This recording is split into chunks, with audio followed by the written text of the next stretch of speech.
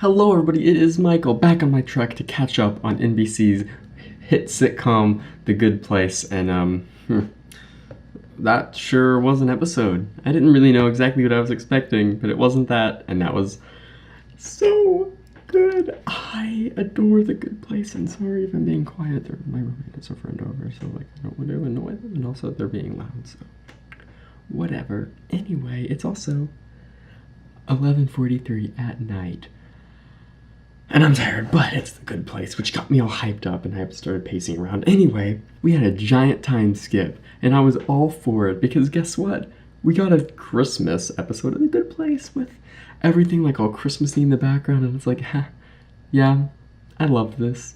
This is amazing. This is wonderful. I love Christmas episodes of things. I love it when just things are like, have Christmas decorations, even without like acknowledging them, and this episode just like tapped into that aspect of things that I like, which they do all the time.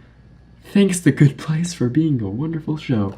Anyway, Eleanor, you were there for so long and you didn't look for a job. Like, you didn't even think to find a job, especially when you figured out, hey, I love it here and I want to hang out with these people more often. Maybe I might move here, question mark.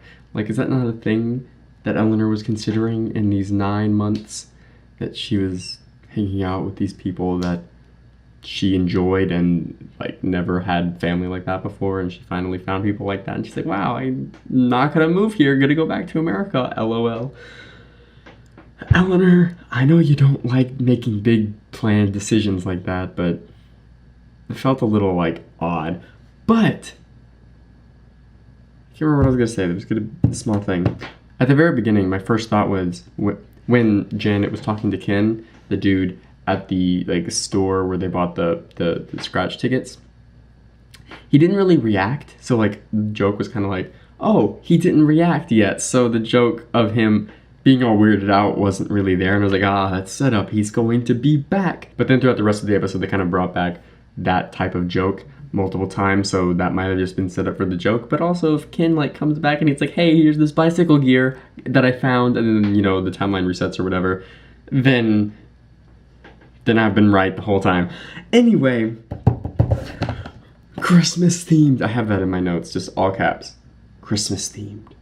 Nice. Also, in the drugstore where they bought the scratch ticket, in the background there was a rainbow heart, and there was also like a rainbow. Not saying that Tahani and Eleanor might happen, but maybe it will, and then it'll be like, whoa, a lesbian couple on like a main television show? Awesome. And also something that like hit me a little bit harder than it should was like, as soon as we see Chris, I saw him like in like a magazine last week where they had like, oh, the Chris Hemsworth brothers. But then we see not the Chris, Larry. I'm an idiot. Chris is the famous one. I'm doing what they hate, dang it. Anyway, it made me emotional when they were both talking about, hey, it's our siblings, we're super famous and wonderful, and everybody talks to us just to ask questions about them. And it's like, I love you guys. Just, like, honestly, I didn't even care about Tahani and Jason, like, not getting together. It's like, I just want them both to be happy, honestly. I just want Tahani and Larry to be like, we can relate, we're together now because we're good. I don't know. It just made me feel emotions watching the two of them talk. It's like, yes, you guys are valid together, yes. And also, speaking of being manipulated by media, the sad music when Eleanor realized that they were all like breaking up, it manipulated me. Sorry that I've been coughing a lot. My throat is bad after 11 p.m., I guess. Anyway, another thing that hit me real hard was the fact that Tahani seemed to enjoy these people, especially because in this group, she would be the person that's like, I'm too good for these people, ha ha ha. But then like, she put them all on the cake and she's like, yep, we're the Brainy Bunch. It's like, yeah, that's like a dumb, stupid thing that I would assume you would have been embarrassed by, but no, you're like owning it. It's like, Tahani, you are so good. All of the main group is so good, and I love them all very much. Tahani was like, oh yeah, we could all like meet together annually so the Brainy Bunch never dies, which is ominous. It's like, oh, yeah, about that. Like, are we gonna see them die again, or are they just gonna be good enough and then they're gonna like snap awake in the afterlife, and they'll be like, and then Michael and Janet are gonna be like, hey, you passed the test, or whatever. Or are they just going to the afterlife because, oh yeah, at the very end, what's that giant, weird, magical door that just appeared out of nowhere? What is that? What's going on? What? What? This is like not a mid-season finale. This isn't a season finale. This is episode 3 of the season, technically 4. Episode 4 of the season. You know, we're like in the first quarter of this season, and they're just like, oh yeah, they see this thing. I don't have a mic, so here's a pin. They see an afterlife thing. Bam! I don't know.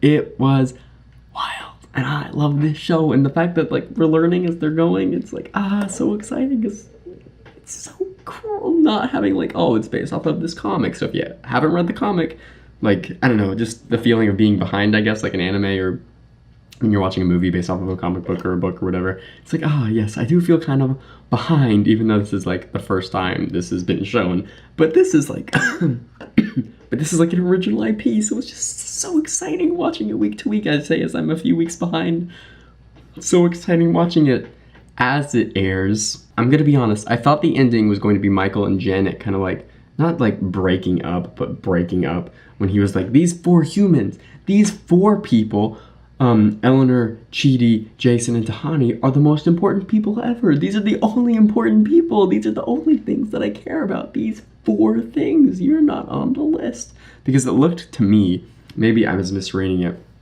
that Janet was kind of getting a little bit sad. But then she was like, yeah, you're right. Let's do this weird, stupid plan. And it was like, are you okay, Janet? You good? Do you need some water? I have some water if you need some. You good? Like, you okay? And then they were gonna like split out on their separate ways. Then Michael was gonna do his stupid plan, and Janet was like going to like try and make them avoid his plan so they don't get spoiled on the afterlife stuff. But then, no, the show was like, haha, that's stupid. Let's do something way more impressive and bigger and better and awesomer. And that next episode's gonna be wild. So yeah, I can't wait for the next episode.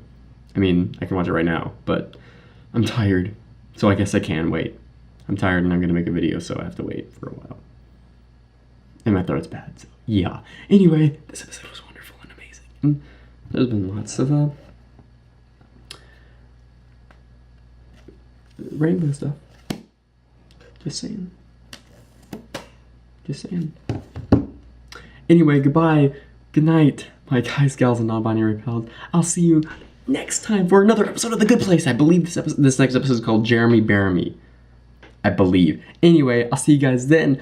What's gonna happen with, I was about to say Team Cockroach, with the Brady Bunch finding an afterlife thing? I don't know. I'm not spoiled. That's awesome. Anyway, I'll see you guys then. Goodbye. Thank you, and I love you. Okay, so one thing that I did find a little bit odd was at the very beginning of the episode when Trevor was like looking so evilly at Eleanor. He was like, you know, and then we get that intense music. But I kind of think that it would have worked better if we just see him kind of like sly and kind of like, you know, like, I'm winning this game. Because it would have made it more intense because, oh yeah, he's so confident and that's kind of scary. But also it's like we as an audience know and he had nothing to gain by doing that. So I just find it a little odd, but that's like really my only nitpick in a wonderful episode. Anyway, time to watch the next one. Yeehaw.